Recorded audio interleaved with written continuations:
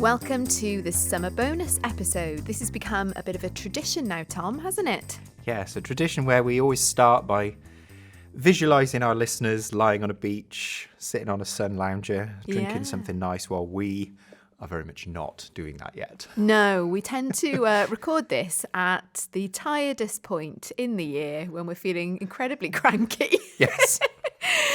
But we're going to try and not let that interrupt your pina colada. No.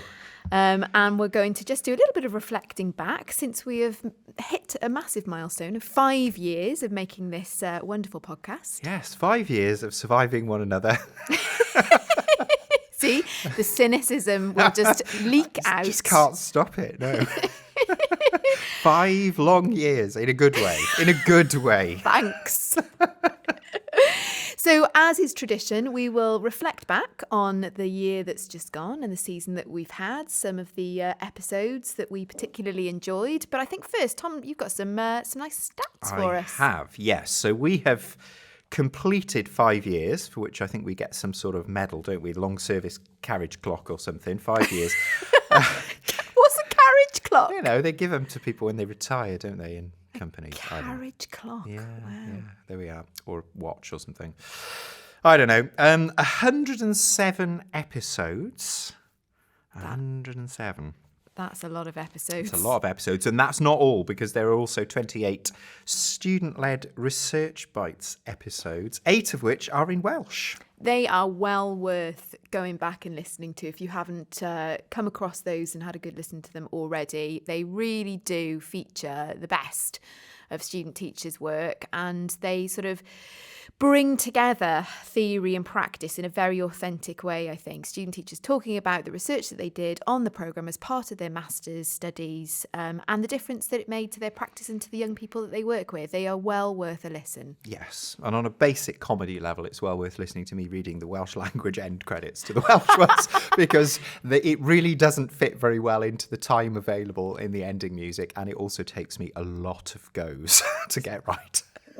You are long-suffering, Tom. I am, yes. And I don't know quite why I got myself into doing that, but I do that. So, yes, what's that? 135, I think it is, episodes altogether, if you count those, which is not bad, with 82 different people featuring as guests. And again, that doesn't count the students on Research Bites. 82 eminent guests. That, I've got to say, of all those statistics that you've just read, I think that one is the one I'm most proud of, because I think we have found a bit of a rhythm with this podcast, and it comes from, you know, getting great people in the podcasting studio. I use in the loosest sense of the word. Yes, if people could see the one we're in at the moment, because they're knocking our office down yet again, they could see the temporary lash-up that we're currently sitting at.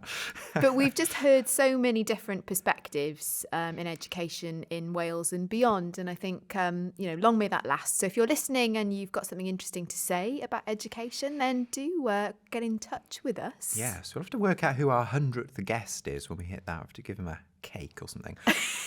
Or a carriage clock. Yeah. Anyway, leaving aside carriage clocks, we're very close to 65,000 downloads now. I don't think we've quite got there yet, and we might hit it when we are on our summer break. But 65,000 downloads, and 14 countries across the world where there've been more than 100 downloads, which is not bad. It's not bad. There was talk of a bottle of Bolly at like 10,000 I think downloads. was it 10,000 or 1,000? I don't know, but we've never done it, have we? We've never done it. So if we hit 100K, 100K. then I think we need a case of Bolly. A case of Bolly, and we will sit on some sort of coach being horse-drawn from Llandaff campus to Kincoed campus while crowds cheer and throw things at us. There we are. The other thing that comes with cynicism at this time of year is absurdity. We want our state procession. We want a campus-wide bank holiday. And all of that. Fanfare. And lots of bubbly. Yeah, so nearly 100,000. We'll let you know when we break through that. Let's have a look back at the year that's just been. What was your favourite thing, and what was your favourite kind of theme that emerged? I don't know whether this one really fits into a theme. I think if I was to answer the question about my favourite theme, it would probably be the sort of social justice theme that seemed to emerge. So we had Professor David Egan talking about poverty in education. We had Jess Daneham right at the start of the season talking about her work with working class pupils and the history curriculum.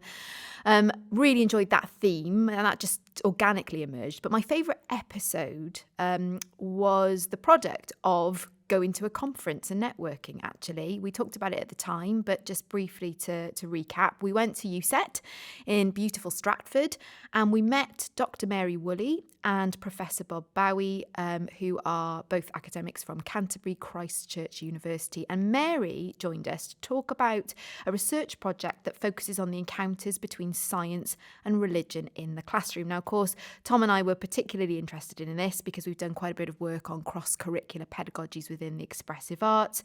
But Mary had some sort of fresh and new, interesting ideas, obviously in different subject domains, about how teachers can come together from those separate subject disciplines. And that's pointing towards some interesting stuff in the future with Mary and Bob, isn't it, Tom? Certainly is. They're very good friends and colleagues, and they're trying to get us involved in some of their very swanky research projects, which are normally well above the pay grade of humble people like us. So we're very grateful to them for being such good friends. Absolutely. Well, what about you, Tom? I did enjoy a lot of our episodes this year. I think one of my favourites was definitely Dr. Louise Allen Walker. I mean, partly because she's rapidly turning into our kind of podcast legend fixture type person. We have people with that status, don't we? Dr. Judith Neen was the first podcast fixture. I think we've had Dr. Sally Bethel on a fair number of times as well.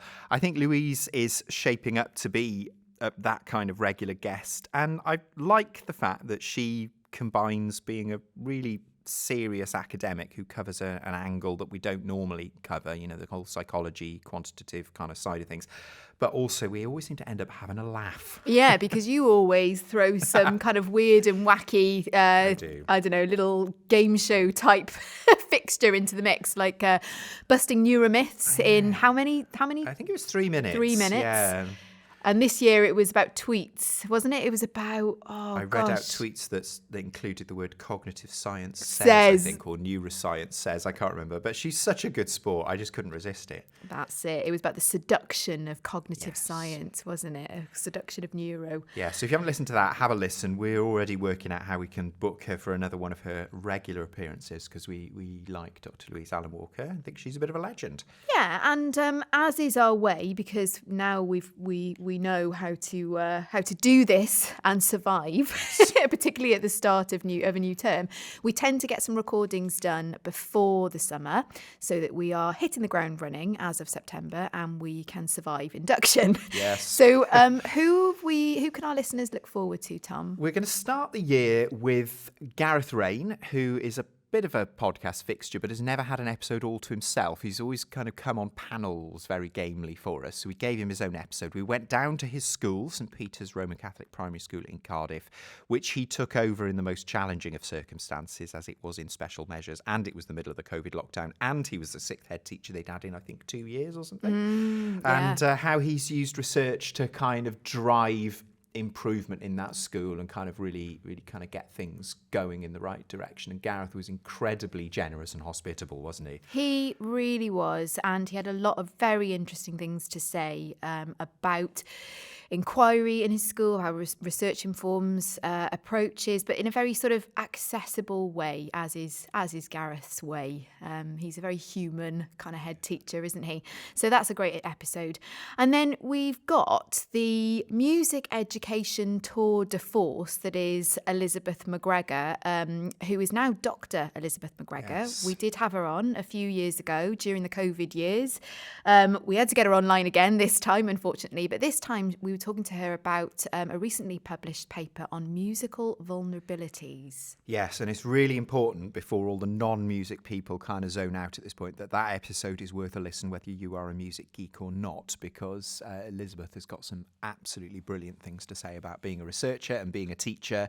We've stuck that one in the number 2 position because we really want our new students to hear it as early as possible. It's a brilliant episode and nobody should miss it. Absolutely. So please, please, please, if you are enjoying what you're hearing, and if you've got something to say about our podcast, hopefully something nice, leave us a review. We're very thin on the reviews. It's kind of tumbleweed in our reviews. We had a little spate of them, didn't we? Some really nice ones about 3 years ago, and now we're getting ignored, which might be a sign that they want us to shut up. I don't know, but yes, give us a sign that you're listening. Please do, and please come and join us. Tom, when can listeners hear our first episode of season 6? Well, yes, because I got this wrong the first time we recorded this episode, and we've had to bin the whole thing and start again. Friday, the 8th of September.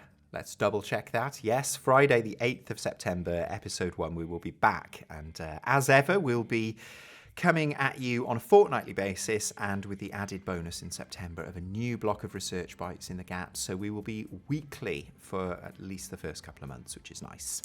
Absolutely. So enjoy the rest of your well-earned summer break, and we will be back with you on the 8th of September. Yes, we're off to collapse in a heap, in a cynical, worn-out heap in our temporary studio, but we'll be back refreshed in the new year.